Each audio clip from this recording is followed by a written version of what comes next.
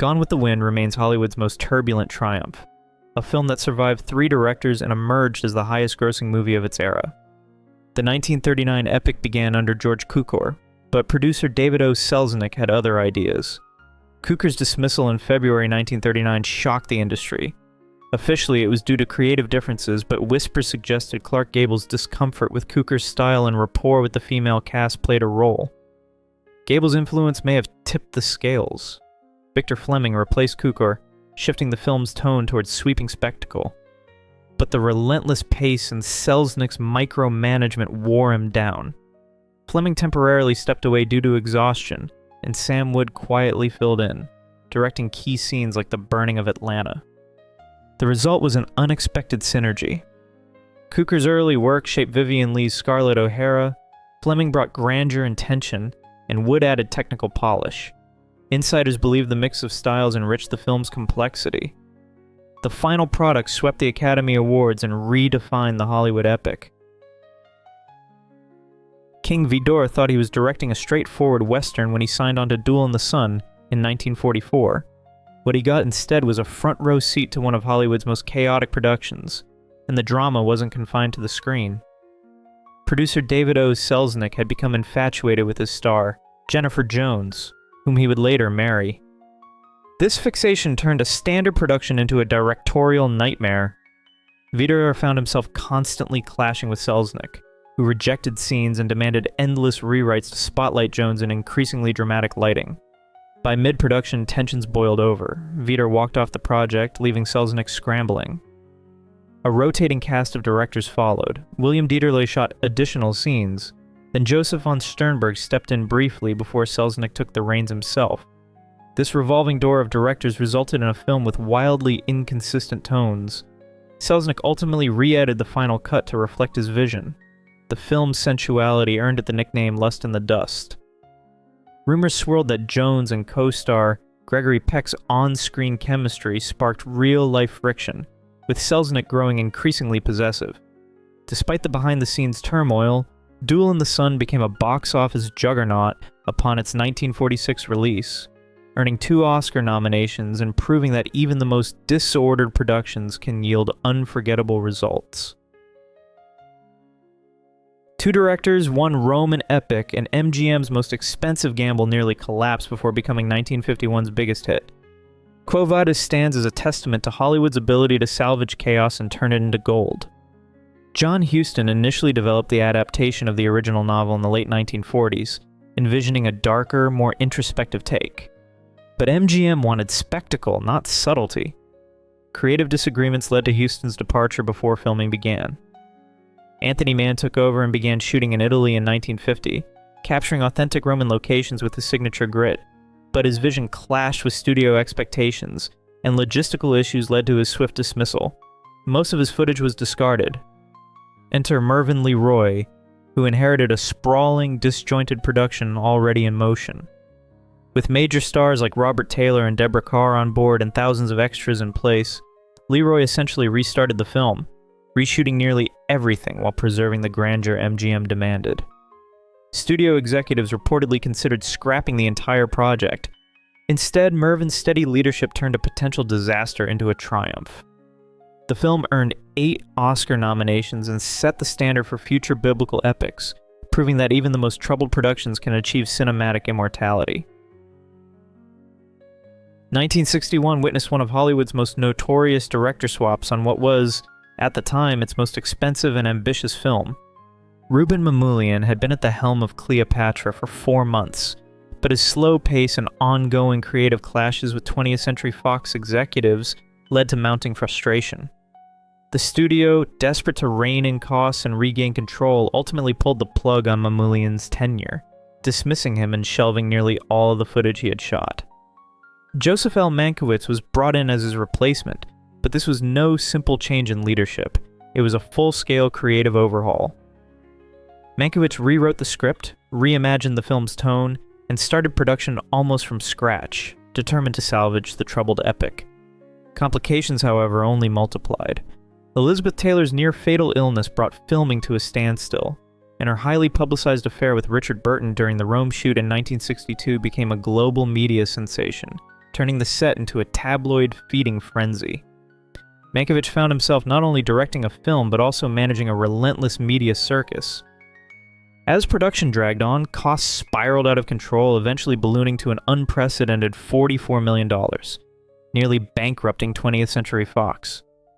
Yet, Mankiewicz's vision, with its lavish sets, thousands of costumes, and epic scale, delivered undeniable spectacle and grandeur. When Cleopatra finally premiered in June 1963, it was both a cinematic triumph and a cautionary tale. The director change had transformed a troubled production into a legendary saga of excess, ambition, and Hollywood history. 5 directors left their mark on The Thief of Bagdad, turning what began as a straightforward fantasy epic in 1938 into one of cinema's most chaotic productions. Ludwig Berger launched the project with grand ambitions, but creative clashes with producer Alexander Korda ended his tenure early. Michael Powell and Tim Whelan stepped in at different stages, each bringing distinct sensibilities to the increasingly fragmented production. World War II delivered the final blow. When Britain declared war in September 1939, the production was forced to relocate from London's Denham Studios to Hollywood. The director's shuffle became a logistical nightmare. Korda wasn't done yet. He brought in William Cameron Menzies and his brother Zoltan Korda to direct specific sequences, creating what film historians now call one of the Golden Age's most patchwork productions. Ironically, the constant changes may have saved the film. Each director contributed something unique. Powell crafted the most visually stunning scenes, Whelan added levity, and Menzies used his art direction expertise to design unforgettable set pieces. The Academy rewarded this creative chaos with 3 Oscars in 1941, including cinematography, art direction, and special effects. Today, critics argue that the film's dreamlike quality owes much to its turbulent creation. Howard Hawks thought he was directing a Western. Howard Hughes had other plans entirely. When production began on The Outlaw in late 1940, Hawks envisioned a gritty tale of Billy the Kid and Doc Holliday. But Hughes, the eccentric billionaire producer, saw something else. A vehicle to spotlight newcomer Jane Russell's striking figure. The creative clash erupted almost immediately. Hawks leaned into traditional Western storytelling, while Hughes fixated on camera angles that emphasized Russell's curves. After months of growing tension, Hughes made his move. He fired Hawks and took over directing duties himself, despite having minimal experience behind the camera. What followed was cinematic bedlam. Hughes reshot entire sequences, obsessively focusing on Russell's neck and chest. The Hays Code censors were quick to object. They demanded edits, reshoots, and costume changes.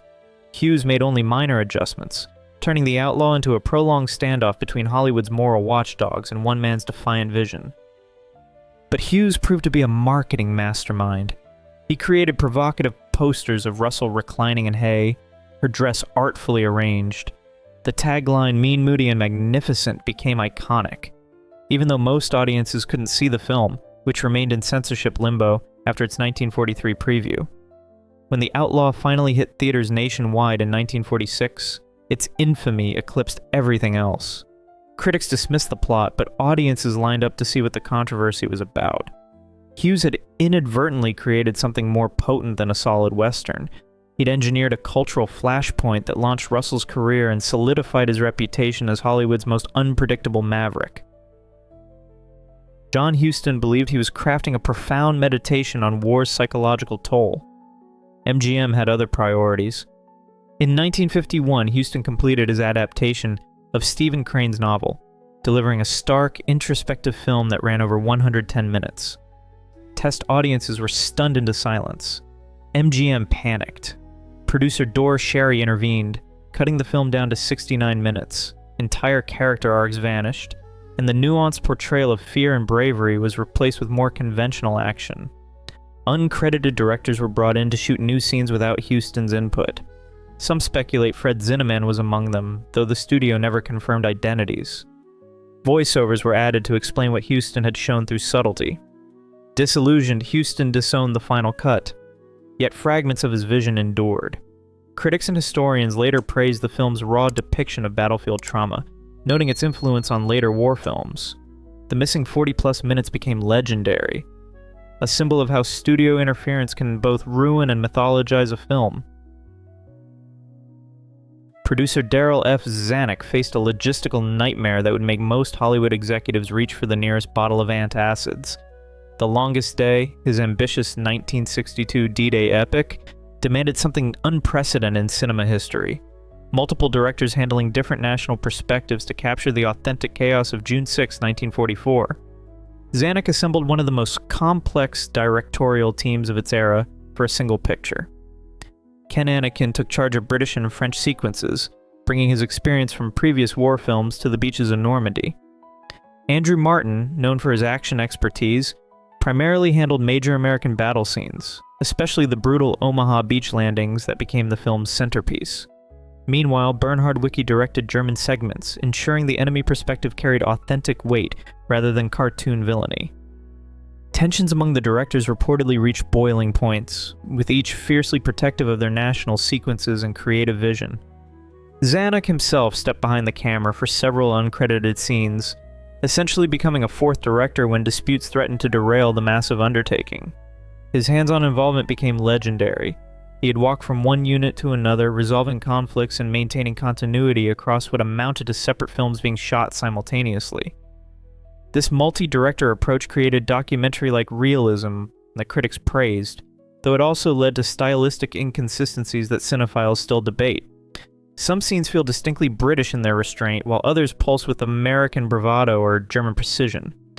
The collaborative chaos behind the cameras mirrored the complexity of the actual D-Day invasion. The film earned 2 Academy Awards and set the template for future war epics, proving that sometimes creative disorder produces cinematic brilliance. The Bridge on the River Kwai swept the Academy Awards in 1958, earning 7 Oscars and cementing its place as a cinematic classic. Yet the film's journey to the screen was anything but smooth. While David Lean received sole directing credit, the reality behind the scenes was far more tangled and fraught with tension. Producer Sam Spiegel's relentless interference created ongoing friction with Lean throughout the grueling shoot in the jungles of Ceylon. Their creative clashes escalated into heated arguments, with Lean reportedly threatening to abandon the project altogether. The remote, unforgiving location only heightened the strain, turning minor disagreements into full-blown standoffs that threatened to derail the production at any moment. Amid the chaos, assistant director Guy Hamilton played a pivotal role.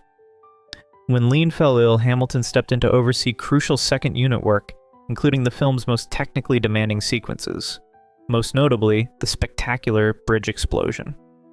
Crew members later suggested that Hamilton's contributions far exceeded those of a typical assistant director, especially during the film's most logistically complex moments. Lean's perfectionism often clashed with Spiegel's constant budgetary concerns, forcing the cast and crew to navigate a delicate balance between competing visions. Despite the turmoil, the film ultimately emerged as a triumph, seamlessly blending psychological depth with epic scale. The finished product stands as a testament to the power of perseverance and creative collaboration, proving that even the most turbulent productions can yield enduring masterpieces that captivate audiences for generations. When Frank Borzage signed on to direct the 1957 adaptation of Hemingway's A Farewell to Arms, he likely never imagined his name would become linked to one of Hollywood's most spectacular production implosions. The veteran director, known for decades of acclaimed romantic dramas, found himself locked in a losing battle with producer David O. Selznick, a man whose grip on creative control was nothing short of legendary. Selznick's involvement became infamous. He micromanaged every aspect of the film, often rewriting dialogue mid-shoot and overriding Borzage's direction. Borzage, used to autonomy, watched his vision unravel under Selznick's relentless oversight. By early 1957, the tension reached a breaking point, and Selznick dismissed Borzage entirely. Charles Vidor stepped in to salvage the fractured production. He reshot large portions of the film, reshaping its tone to match Selznick's rigid interpretation of Hemingway's prose. The constant changes left stars Rock Hudson and Jennifer Jones struggling to maintain character continuity. Their performances became as fragmented as the narrative. Trade papers devoured the drama, turning the film's troubled production into industry gossip. Some speculate Selznick's obsession with literary fidelity stemmed from past critical failures. When A Farewell to Arms finally limped into theaters, audiences witnessed the aftermath of creative warfare. The film's lukewarm reception cemented Selznick's reputation as a producer whose control could suffocate even the most promising projects. If you've enjoyed this video, please leave a like and comment. Also consider subscribing and hitting the notification bell to get notified of our new videos each week. Thanks for watching.